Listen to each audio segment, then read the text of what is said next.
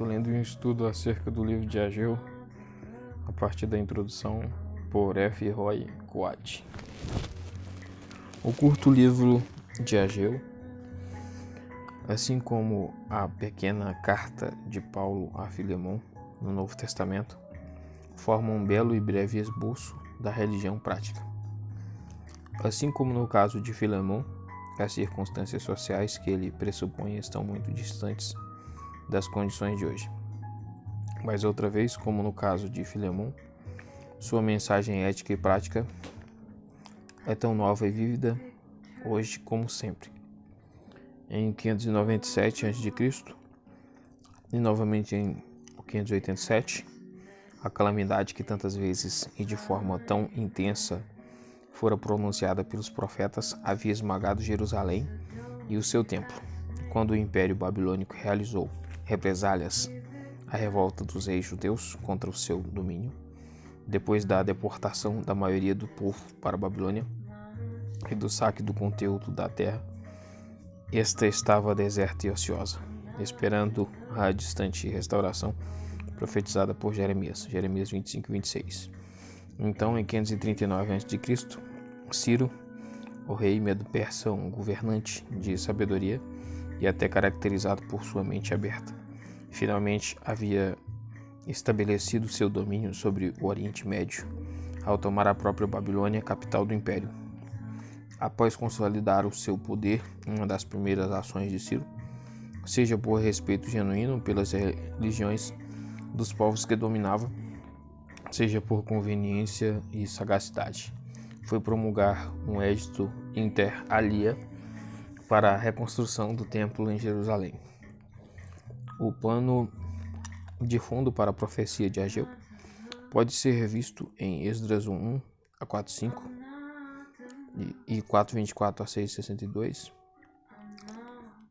4 do 6 ao 23 aparentemente é um interlúdio registrando eventos que ocorreram uma ou duas gerações depois, durante os reinados de reis posteriores. A obra no templo havia sido iniciada após a promulgação do edito de Ciro em 537 a.C., somente para decair novamente diante da oposição da mescla de povos que havia permanecido na terra durante o longo cativeiro e que temia a restauração do poder dos judeus. Para ampliar ainda mais os problemas dos judeus que haviam retornado, Ciro morrera em batalha em 530 a.C. e o exército do seu filho tirano, Cambises, tinha marchado pela região a caminho de conquistar o Egito, enquanto cobraram taxas sobre os produtos da terra, empobrecendo os seus habitantes ainda mais. Finalmente, em 522, o próprio Cambises morreu e um homem ambicioso, porém mais nobre, Dario, oficial do exército de Cambises e ele mesmo de ascendência real, tomou o poder. É no início do seu reinado que Ageu profetiza o momento da sua profecia. É descrito em Esdras 4:5. Análise. O livro contém 5 profecias distintas, especificamente datadas, com narrativa conectando o todo, que formam um quadro geral e natural para o seu estudo. As datas podem ser associadas ao calendário moderno.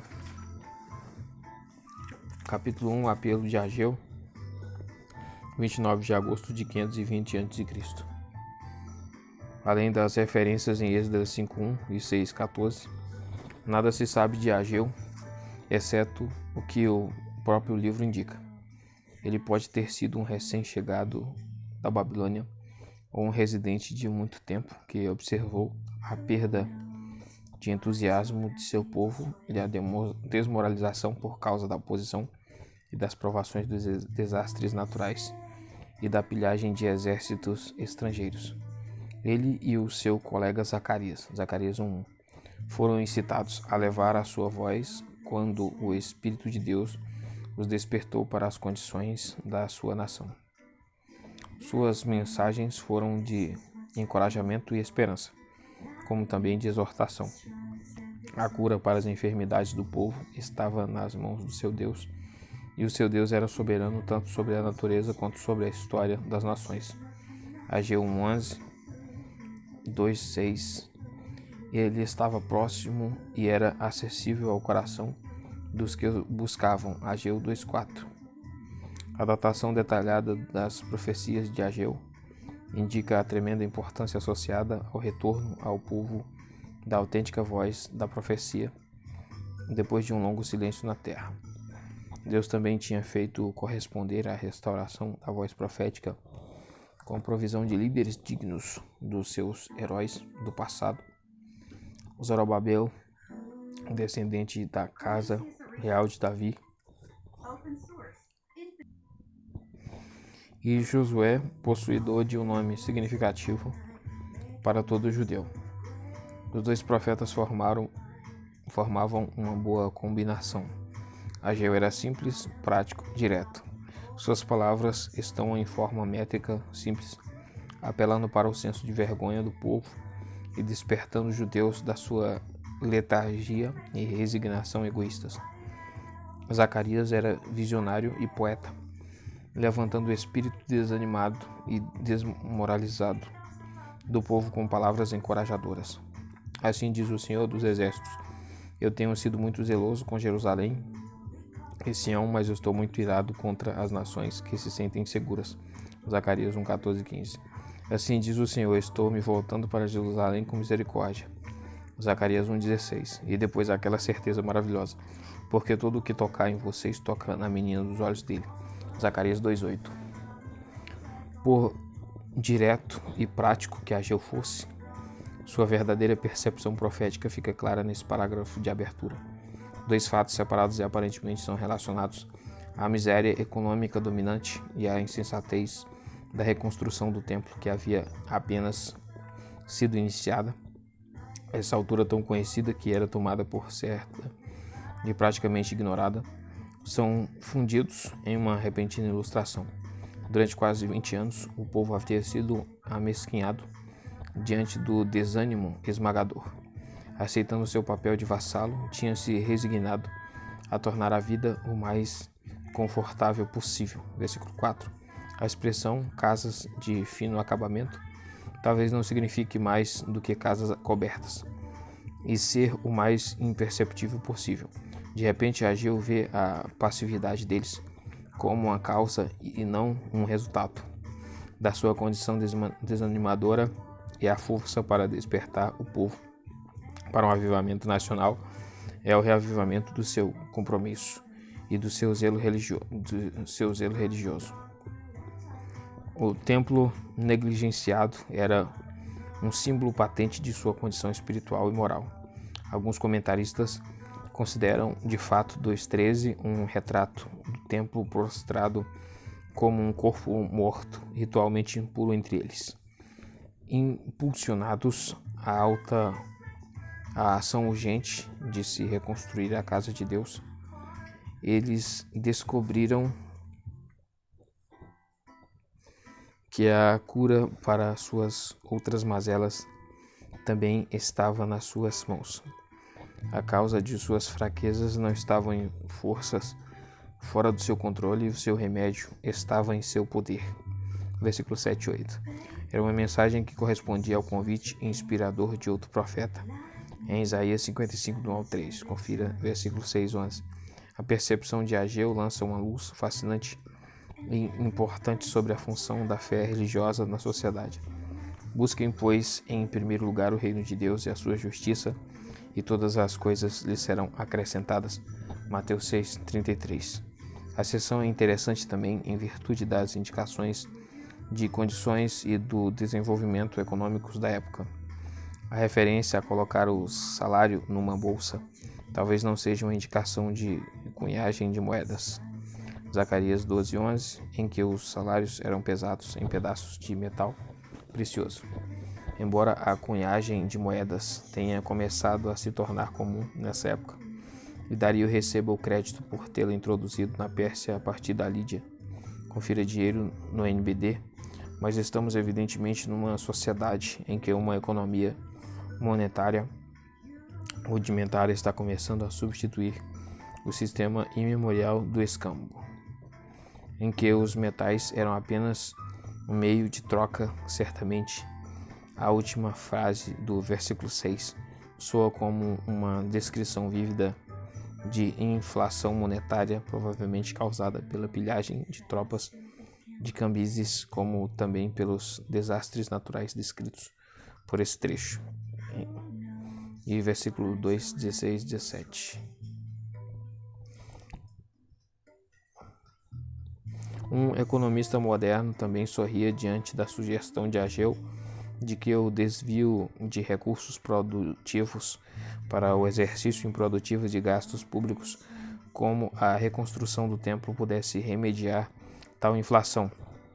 Mas suas objeções seriam respondidas de forma extraordinária quando em pouco tempo Dario autorizou auxílio considerável do tesouro persa para o projeto. Esdras 6, 8 e 9, versículos 8 e 9. Essa injeção de ajuda externa pode bem ter estimulado a economia tão combalida. Observações, letra A, Zorobabel, versículo 1, aparece como bisneto do rei Joaquim em 1 Crônicas 3, 16 e 19 e sobrinho de Sealtiel. Ageu destaca o fato de ele ser o herdeiro ao considerá-lo filho de Sealtiel para os propósitos da sucessão formal. Josué, versículo 1, estava na linhagem sacerdotal araônica, 2 Crônicas 6, do 1 ao 12, em que a linhagem termina com seu pai, Jeozadak. Esses dois homens haviam participado do primeiro retorno de 537 a.C., Esdras 2.2 e 3.2. Letra B, madeira, deve ser traduzida para a reconstrução. É evidente que a estrutura não seria de madeira, mas as pedras estavam disponíveis em grande quantidade nas ruínas de região e, aliás, talvez algumas partes dos muros e paredes originais ainda estivessem lá. 2. Reação 1 do 2 ao 15. 21 de setembro de 520 a.C. A imediata reação dos líderes e do povo causa uma breve mensagem de encorajamento do profeta. Eu estou com vocês, declara o Senhor. Versículo 13. Quando a obra de reconstrução começa para valer, o autor fiel à percepção bíblica da soberania de Deus vê o zelo renovado do povo em si como resultado da iniciativa de Deus. Versículo 14. A reação ao chamado de Deus corresponde à resposta de Deus, de encorajamento imediato. Versículo 13. E também um acesso de fé e devoção que é em si um presente de Deus. Versículo 14. Assim, o Evangelho do Novo Testamento está sempre latente no Antigo Testamento. Filipenses 2, 12 e 13. Observação acerca do comentário que sugere que os versículos 15 e 19 do capítulo 2 deveriam seguir aqui neste ponto. E as observações introdutórias anteriores e também ad hoc a seguir.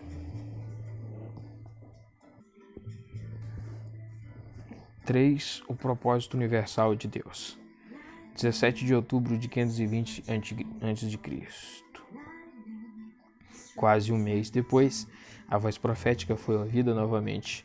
O momento era importante, tempo suficiente havia passado para que o primeiro entusiasmo desvanecesse e progresso suficiente havia sido feito para que o povo percebesse os seus próprios problemas práticos e limitações. Isso começou a desanimar os trabalhadores. Alguns homens idosos, entre eles, talvez até tivessem lembranças do antigo templo, e as lembranças desses idosos certamente acrescentaram brilho às coisas do antigo templo que estavam faltando no novo. Para todos eles, os longos anos de tradição e de associações sagradas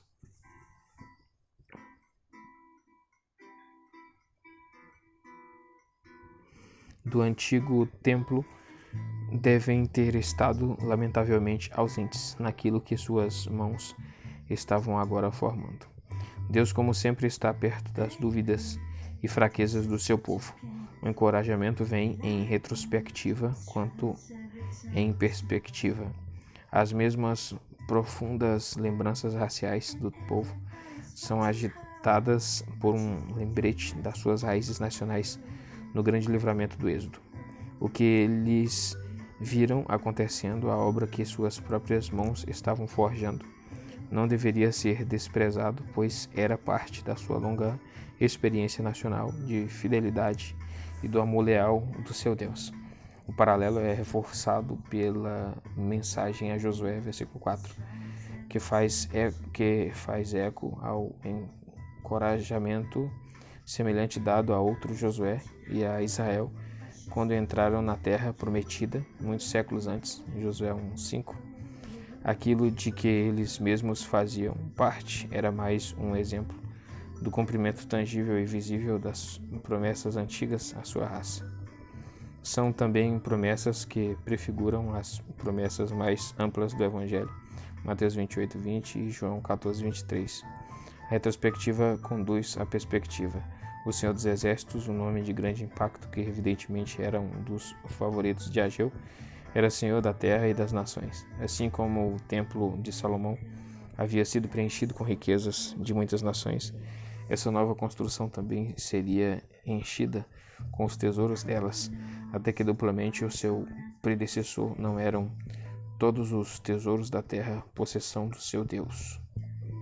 É uma pergunta. Não eram todos os tesouros da terra possessão do seu Deus?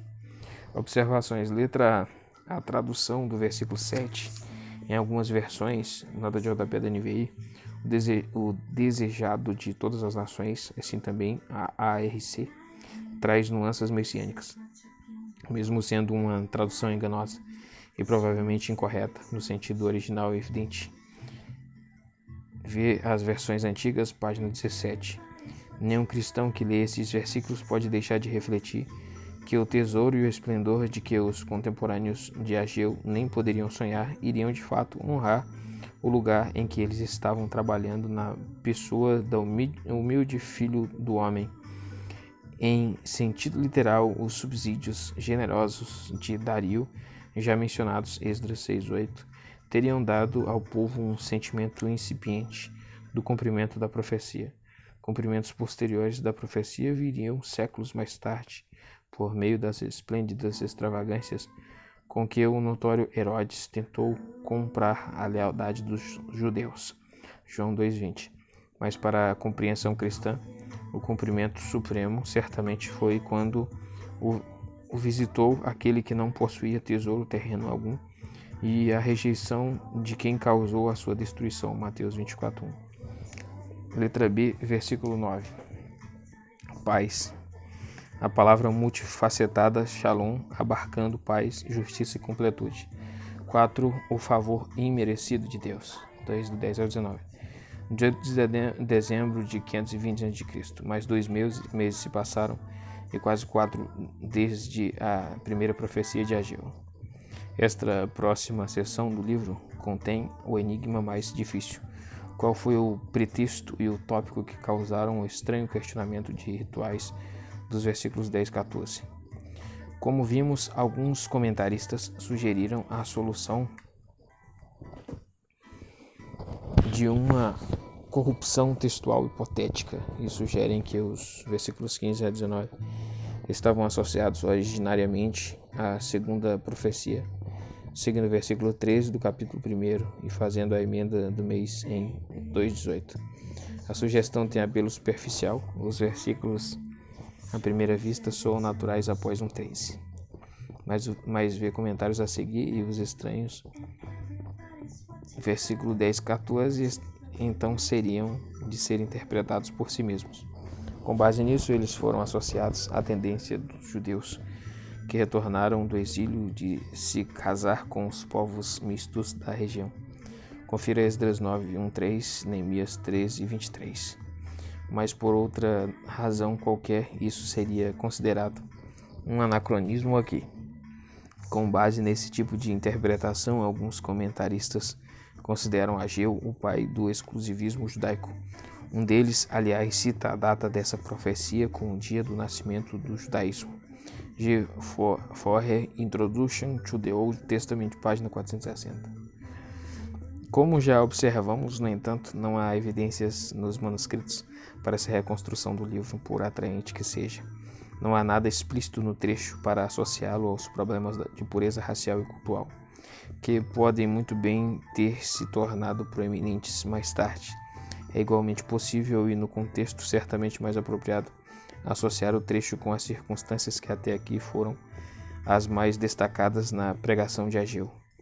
Isso interpretaria a impureza como a lassidão e falta de propósito moral que ele já tinha buscado corrigir em 4 ao 11.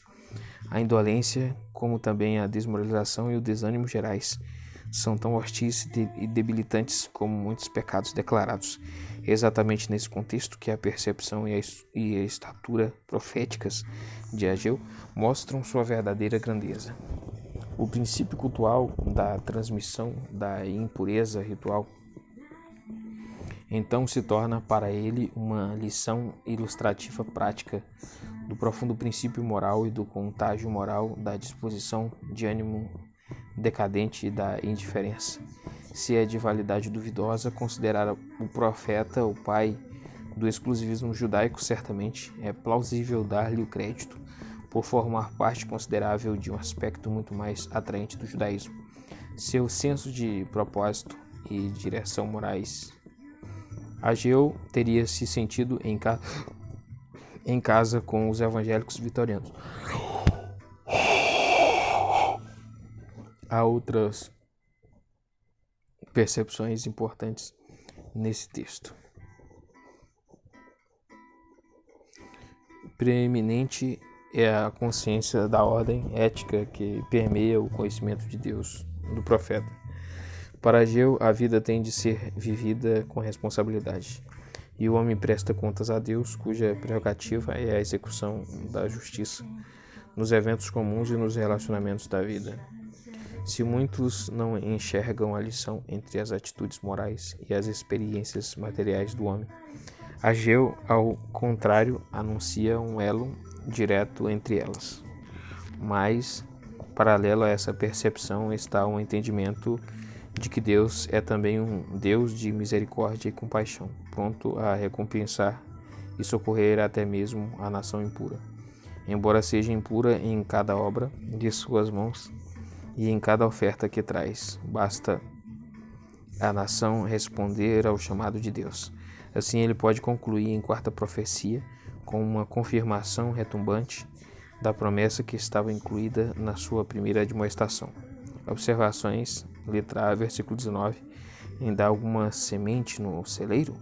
Essa frase pode ser usada de diversas formas, como parte de um ditado de dezembro.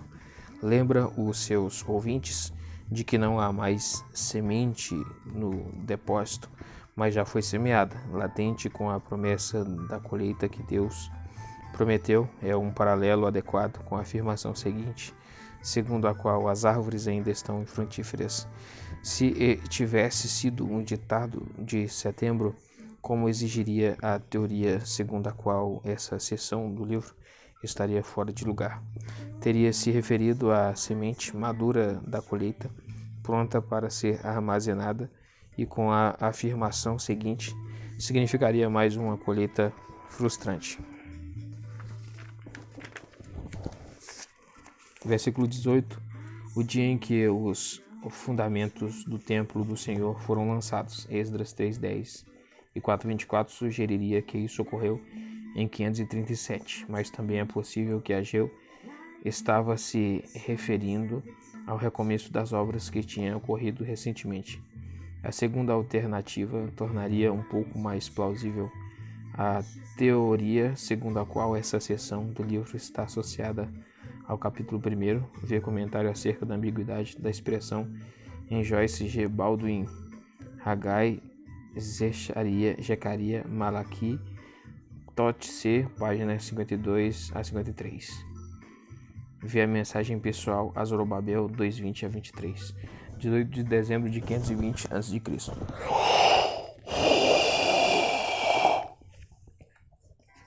A quinta profecia foi revelada no mesmo dia que a quarta, dirigida pessoalmente a Zorobabel, o líder dos judeus, e ele mesmo um príncipe da casa de Davi.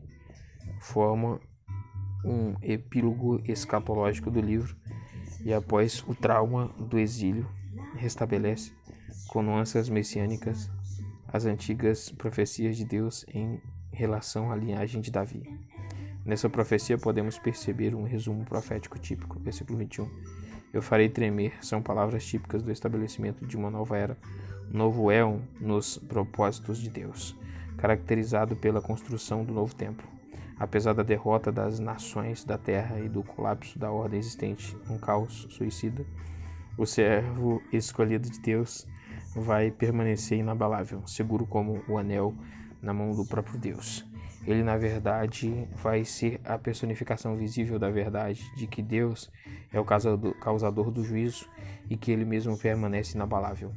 Um fundamento seguro para a fé e a confiança em meio a mundos em colapso. É o mesmo tom com que Abacuque termina sua profecia, Abacuque 3, 17 ao 19. Para o leitor cristão, os términos dos dois livros em Abacuque, escrito diante do colapso econômico esperado, e o outro, Ageu, diante do colapso político, combinam para apontar para um homem, o escolhido definitivo de Deus, o próprio Deus manifesto em carne. Observação à profecia do anel de Selá, versículo 23, o símbolo do poder executivo, pois era a impressão do anel que selava a autoridade real sobre os documentos emitidos. No nome do rei, revoga o juízo pronunciado sobre o avô de Zorobabel, Jeconias, Jeremias 22, 24. A revogação é confirmada pelo anúncio de que Zorobabel é meu servo, assim associando-o diretamente às grandes profecias do servo da tradição judaica. Aqui terminou então o estudo acerca do livro de Ageu.